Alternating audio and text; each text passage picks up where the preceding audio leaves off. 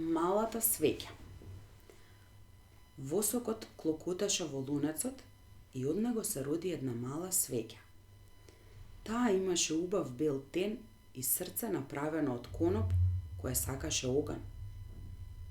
Имам светла иднина пред мене, си мислеше свеќата, замислувајќи си деца собрани околу неа, како си ги топлат рацете на незиниот оган, баби кои шијат на незината светлина и илјадници други ситуации во кои би била корисна. Меѓутоа, времето минуваше, а соништата на свеќата никако не се остваруваа. Незината бела снага стана нечиста од отпечатоците од прсти и никој никогаш ја немаше запалено. Ниту сум корисна, ниту сум убава. Каква е целта на мојот живот? Се прашуваше безнадежно. Сепак, еден ден до неа дојде едно чкорче. Веднаш меѓу нив се појави искра и пријатна топлина ја загреа свеќата од длабочините на незиното срце. Прозирни топли солзи и ги исполнија очите, а незиниот сјаен пламен светеше во собата каде што едно семејство се собра на вечера. Сега сум навистина среќна, извика малата свеќа светејќи на масата. Лавот и статуата. Човекот и лавот беа добри пријатели и често се среќаваа за да си поразговараат. Еден ден, додека се шетаа во градот, човекот рече: "Убеден сум дека ние луѓето сме посилни од вас лавовите."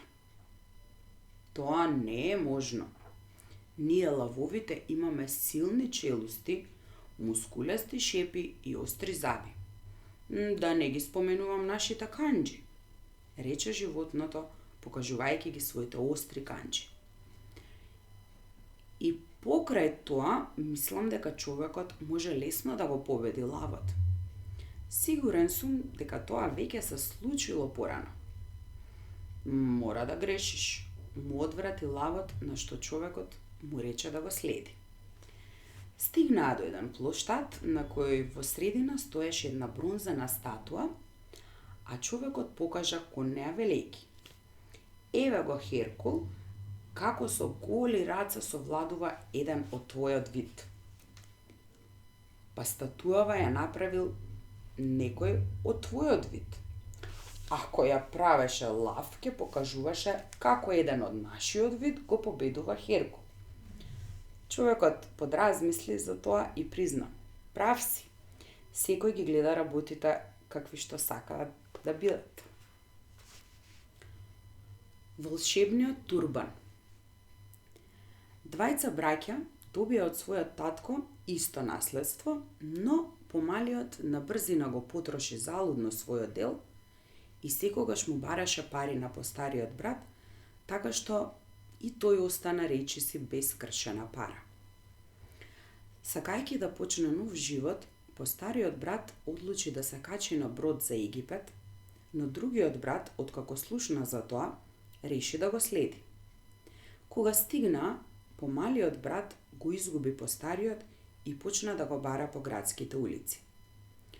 Додека бараше, помина покрај тројца браќа кои се караа за тоа кому да му припадне турбанот на нивниот татко, кој го правел невидлив секој што ќе го ставел на главата.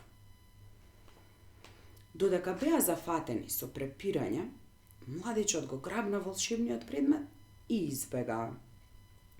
Кога стигна пред султановата палата, младичот слушна една објава: "Кој ќе открие каде оди принцезата секоја ноќ, ќе се омажи со неа и ќе добие половина кралство. Но, ако не успее, ќе биде погубен." Младичот реши да се обиде, па беше поставен да стражари пред собата на девојката. Вечерта, додека таа се подготвуваше да замине, тој се преправаше дека спие, а потоа ја следеше со турбанот на главата. Поминаа покрај градина со дрвја направени од злато и сребро, каде што тој скрши едно мало гранче и си го стави во џебот.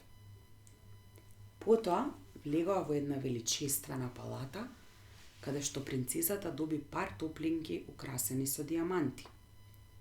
Младичот украде неколку скапоцени камења и си ги стави во џебот. Во палатата имаше едно ужасно чудовиште кое ја чекаше девојката да вечера со него цела ноќ. Следното утро, младичот отиде кај султанот и му кажа: "Ќе ја откријам тајната на принцезата само пред целиот град." Всушност, на тој начин младичот се надеваше дека ќе го пронајде својот брат. Султанот се согласи и младичот излезе на балконот на кралската палата.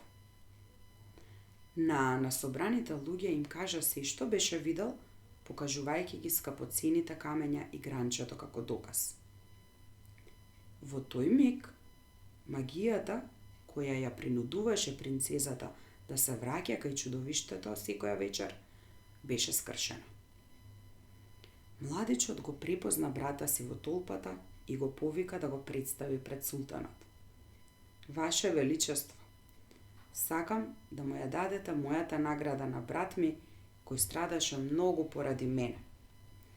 Султанот задоволно прифати и во истиот ден ја прославија венчавката на постариот брат со принцезата, а помалиот брат секогаш беше добредоден во нивниот дом.